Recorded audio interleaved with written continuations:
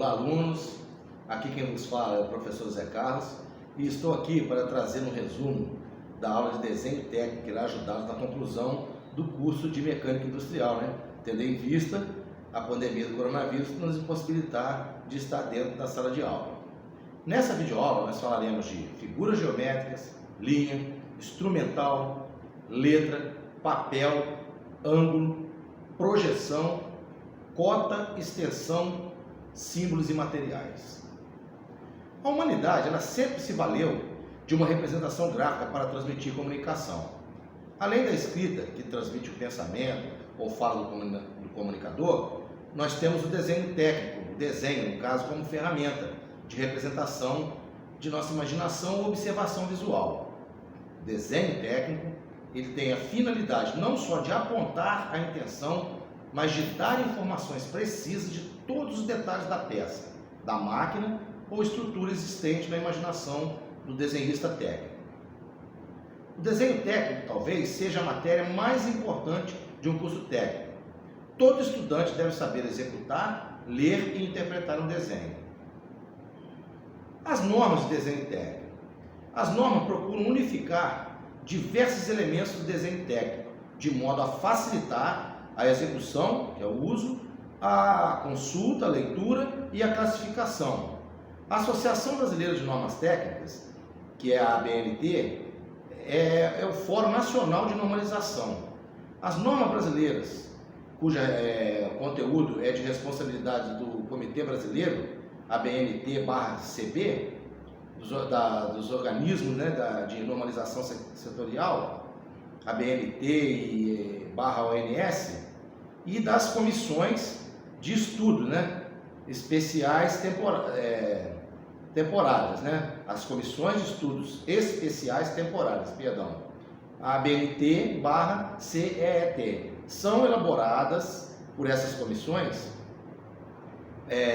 e formadas por representantes dos setores envolvidos, delas fazendo parte, produtores, consumidores e neutros.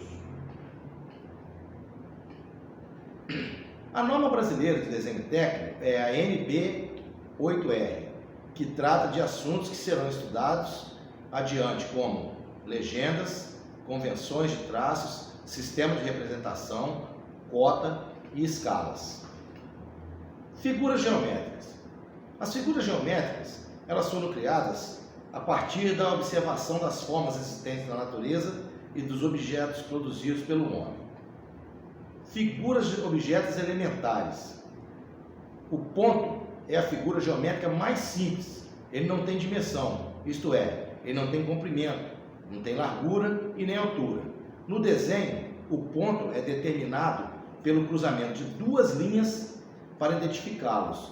Ou melhor, para identificá-los usamos letras maiúsculas do alfabeto latino, como mostra os exemplos. Deixa eu ver se eu tenho um exemplo aqui para mostrar para vocês.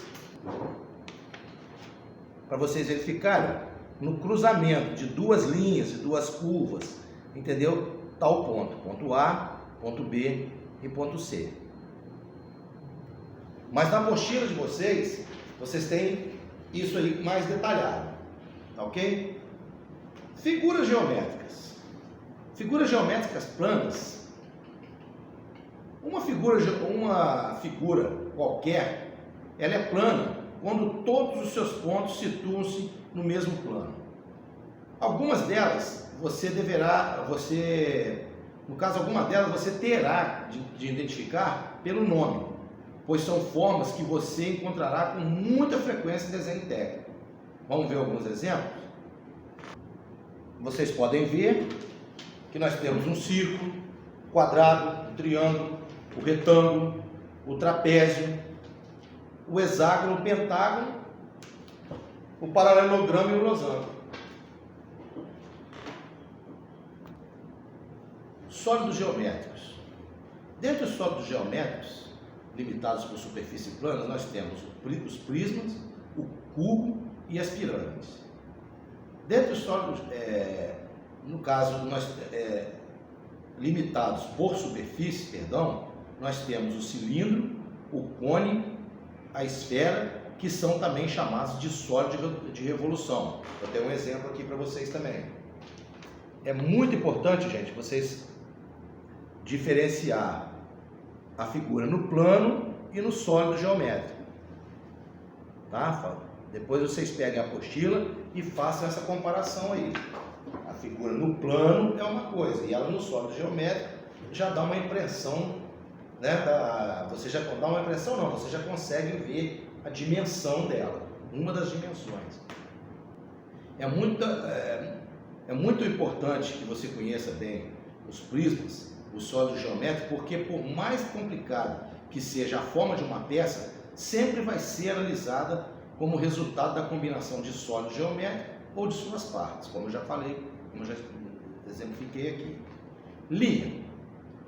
Podemos ter ideia do que é linha observando os fios que unem os postes de energia elétrica, que normalmente a gente vê nas ruas aí, né? Ou o traço que resulta do movimento da ponta de um lápis sobre uma folha de papel. Você vai pegar o lápis e vai fazer um risco, né? É uma linha. A linha tem uma única dimensão que chama-se comprimento. Você pode imaginar a linha como um conjunto infinito de pontos dispostos sucessivamente. O deslocamento de um ponto também gera uma linha. A reta é limitada, isto é, ela não tem início e nem fim. As retas são identificadas por letras minúsculas do alfabeto latino. Semirreta. Tomando um ponto qualquer de uma reta, dividimos a reta em duas partes. Essas duas partes são chamadas de semirretas. A semirreta sempre tem um ponto de origem, mas ela não tem um ponto final. Daqui a pouquinho eu vou dar um exemplo para vocês de reta, semirreta, e vamos falar de segmento de reta. O segmento de reta, tomando dois pontos distintos sobre uma reta, nós obtemos um pedaço limitado da reta. A esse pedaço de reta limitado por dois pontos, chamamos de segmento de reta. Os pontos que limitam o segmento de reta são chamados de extremidades. Eu vou mostrar para vocês. Então, ó, reta, semirreta e o segmento de reta. Vocês podem ver que no segmento da reta tem as duas extremidades CD, certo? Então, o segmento de reta é esse pedaço. Já a semirreta, ela forma duas retas, uma para a esquerda e uma para a direita. Temos como exemplo também, nós temos também as linhas, né, contínuas, que podem ser as médias, né, que é usado para contornos e retas visíveis. Temos linhas traço-ponto, usadas para eixos de simetria, e linhas de centro, e etc. Né? Que, como a gente estava falando de reta, nós não poderíamos deixar de destacar as linhas. Entendeu? Essas linhas, vocês têm uma tabela na apostila de vocês, que é, mais precisamente na página 38, está falando ali de todos os tipos de linhas que são usadas no desenho técnico. Ou pelo menos a maioria, as mais importantes. Letras e algarismos. As letras e algarismos usados em legendas ou anotações podem ser verticais ou inclinadas para a direita. Adotando nesse último caso um ângulo de inclinação com a linha base entre 60 e 75 graus. O tipo de letra e algarismo deve ser bem legíveis e de rápida execução, devendo corresponder de preferência aos exercícios indicados. O tamanho dos tipos deve ser adequado ao desenho. Por exemplo, nós temos o H, que é referência à altura nominal, o MA, que é igual à altura das letras maiúsculas, o MI, que ele é igual à altura das letras minúsculas, TRA, que é a espessura do traço, o LE, que é o espaço entre as letras, o LI, o afastamento entre as linhas e letras, são simbologias. O instrumental usado no desenho técnico. Equipamentos e materiais. Lápis tradicional, devido ao seu grafite relativamente espesso, ele facilita o traço de diversos tipos de linhas e deixa elas mais nítidas. O lápis comum, né? de madeira e grafite também pode ser usado para desenhos. A lapiseira mecânica é utilizado uma mina de grafite que não necessita de ser apontada. A borracha, é importante que ela seja uma borracha macia, né? Compatível com o trabalho, para evitar danificar a superfície do desenho. Você deve evitar aquela borracha de duas cores, azul e vermelha lá, que normalmente ela borra o desenho. Aquela borracha não é ideal para desenho técnico, não. Esquadros é o conjunto de duas peças de forma triangular retangular, uma com ângulo de 45 graus e a outra com ângulo de 30 e 60 graus. Obviamente que além do ângulo, todo esquadro tem um ângulo reto, de 90 graus. O esquadro, no caso. A régua T. A régua T é um instrumento simples, porém muito útil. É indispensável na construção de desenho técnico sem o auxílio de um computador.